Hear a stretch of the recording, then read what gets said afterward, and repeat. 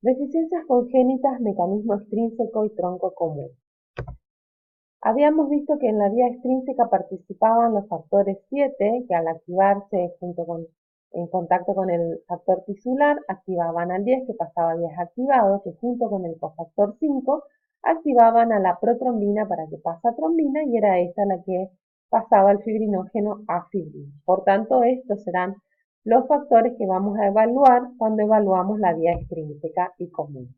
Las coagulopatías que pueden presentarse son por alteración de la síntesis, déficit congénitos, hepatopatías agudas o crónicas, deficiencias de vitamina K, alteraciones cualitativas, por depuración aumentada, la coagulación intravascular diseminada, fibrinólisis primaria, proteólisis inespecífica, por inactivación o inhibición en el anticoagulante lúpico o inhibidores de factor. El diagnóstico se realiza haciendo un examen clínico, el cual cuenta con un interrogatorio exhaustivo y un examen físico, seguido por pruebas de laboratorio, y es aquí donde nosotros participamos. Las alteraciones plasmáticas, entonces las vamos a descubrir a través de esos análisis, y además van a haber manifestaciones características que acompañan, como hematomas, hemartrosis, hemorragias de la mucosa. Diagnósticos diferenciales, siempre hacer si es congénita o adquirida, y la congénita ya saben ustedes que va acompañada de antecedentes familiares y comienza en edad precoz, mientras que las adquiridas tienen una aparición más tardía, sin antecedentes familiares y generalmente una enfermedad coexistente. El diagnóstico se va a dar siempre por una prolongación exclusiva del tiempo de protrombina, por ejemplo en el caso del factor 7.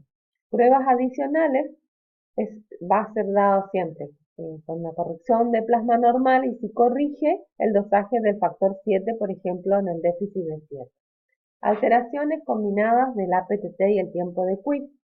Quizás pueden darnos el TP y el APTT prolongado. En este caso vamos a pensar en déficit de factores del tronco común, inhibidores de la coagulación, hepatopatías, ya que se sintetizan todos en el hígado, déficit de vitamina K, ya que los factores K dependientes participan en esta vía, la coagulación intravascular diseminada por consumo de los factores, fibrinólisis por destrucción de la fibrina, proteólisis inespecífica por disminución de los factores, disminución de la concentración de los factores.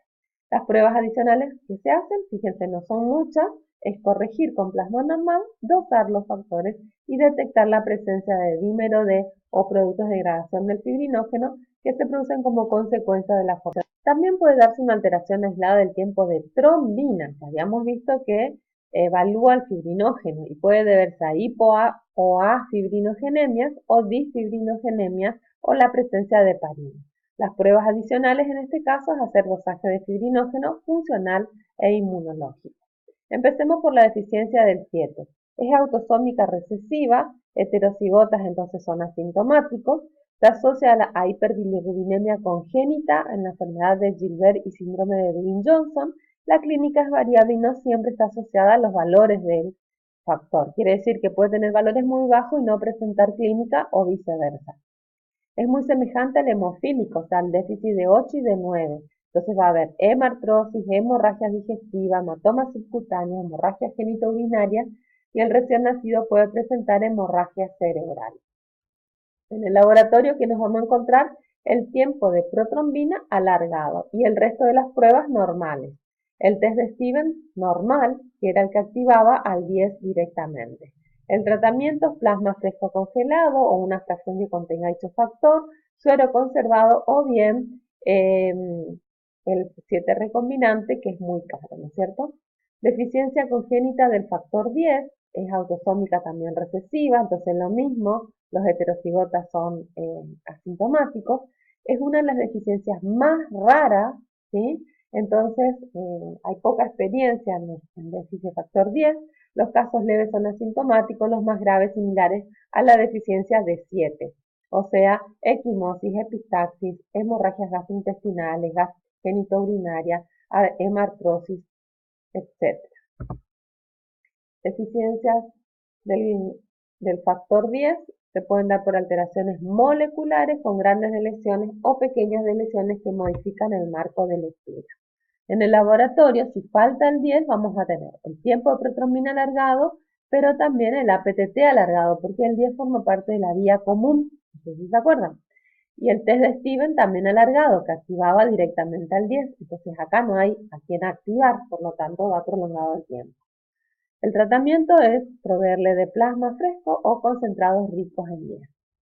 Deficiencia del 5, herencia autosómica recesiva, también los heterocigotas son asintomáticos, ligeramente más frecuente que la de 10, afecta a los dos mecanismos, o sea, TP vía extrínseca e intrínseca.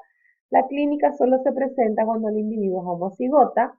Acá cambia la clínica porque se agregan las hemorragias en piel y mucosas, ¿sí? Sangrados, además de sangrados postquirúrgicos. Vemos el TP alargado, el APTT alargado, el tiempo de sangría alargado en un tercio de los pacientes, lo cual nos está dando idea de que el déficit de 5 también afecta la hemostasia primaria y tiene que ver con que el 5 se encuentra en los gránulos alfa de las plaquetas, entonces también modifica su funcionalidad. Plasma fresco, transfusiones frecuentes y el 5 tiene una vida media corta, por eso la alta frecuencia de las transfusiones. Déficit de protrombina autosómica recesiva es la más rara de las deficiencias congénitas de la coagulación. Cuando es severa es incompatible con la vida y puede causar muerte intrauterina. Puede ser por hipoproteinemia cuando dan valores menores del 10% o disproteinemia, protrombinemia, perdón, hipoprotrombinemias y disprotrombinemias, perdón, con valores de protrombinas normales, inmunológicos, pero la actividad disminuida. Las deficiencias del 2, entonces se pueden deber a defectos moleculares responsables de la deficiencia hereditaria, que en su mayoría son mutaciones sin sentido. ¿Qué va a dar acá? Va a dar prolongado el TP, prolongado la PTT y el tiempo de trombina que activaba al 10 al fibrinógeno directamente, el tiempo de trombina pasa fibrinógeno a fibrina, da normal. La profilaxis del tratamiento se realiza con concentrados de concentrado de plasma o bien Protromblex seguidos de mantenimiento. El plasma fresco y como dijimos es muy raro. Y luego tenemos deficiencias de fibrinógeno, la afibrinogenemia, dosaje de fibrinógeno menor al 5%, o sea, tiene que estar prácticamente ausente el fibrinógeno. La herencia autosómica recesiva, sumamente infrecuente, se puede dar en casos de consanguinidad en los ascendientes de más de la mitad de la familia estudiada, manifestaciones hemorrágicas desde el nacimiento con cicatrización anormal de las heridas. Sangre incoagulable se da con disfunción plaquetaria, disfunción de fibrinógeno plaquetario. Se da como tratamiento plasma fresco congelado, crioprecipitado, infusión de 3 a 4 días, puesto que tiene una vida media un poquito más larga que los otros factores. Cuando hablamos de deficiencia de fibrinógeno, hablamos de hipofibrinogenia, cuando el dosaje se encuentra entre 20 y 80 miligramos por decilitro. La herencia podría tratarse de la forma heterocigota del trastorno, más frecuente que la anterior. El laboratorio tiene pruebas menos alteradas que en la afibrinogenemia, que hicimos que era menos de 10 miligramos por ciento. En la clínica puede detectarse desde el nacimiento hemorragias infrecuentes y poco graves. Las disfibrinogenemias, tenemos 300 casos descritos con fibrinógeno normal, pero con alteraciones cualitativas. La herencia es autosómica dominante, la mayoría de los pacientes no presentan síndromes sangrados o trastornos hemorrágicos o presentan trastornos hemorrágicos leves. Puede detectarse desde el nacimiento o en la vida adulta. El TP y el APTT son variables o normal. El tiempo de trombina casi siempre da alargado, generalmente no corrige con plasma normal, debido a que el fibrinógeno anormal no permite la polimerización de la fibrina. Se puede sospechar cuando el fibrinógeno da normal por precipitación, pero por técnicas coagulométricas da anormal. También se presenta con disfunción plaquetaria. No se olviden ustedes que el fibrinógeno es fundamental para que se produzca la agregación plaquetaria, que se unía a la glicoproteína 2B3A. disminución del fibrinógeno plaquetario. Tratamiento: plasma fresco congelado, concentrados del factor del fibrinógeno, una infusión cada 3 a 4 días por su vida media larga. Deficiencia del factor 13, autosómica recesiva, por lo tanto, heterocigotas asintomáticas. Muy bien. Muchas veces los padres son consanguíneos, la única forma a veces de que se dé esa homocigosidad.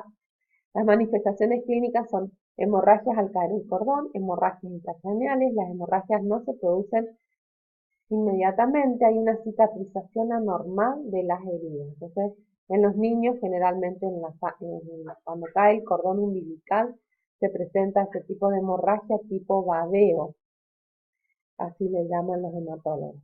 Todas las pruebas de coagulación son normales, prueba de lisis del coágulo poco sensibles. En caso de sospecha, diluir el plasma y trabajar con fibrinógeno externo. Tratamiento: crioprecipitados o concentrados del factor 13, vida media larga, la más larga de los factores de la coagulación. ¿Pueden darse también efectos combinados? Sí, pueden darse. Se han observado una variedad de efectos combinados que son, si eran raros solo, imagínense combinados, pero que los hay, los hay. Déficit de 5 y de 8, de 7 y de 8 y también otros. Bueno, entonces hasta aquí vimos lo que son trastornos hemorrágicos congénitos. Nos vemos en el próximo para ver trastornos hemorrágicos adquiridos, que son los más frecuentes, así que a prestar mucha atención.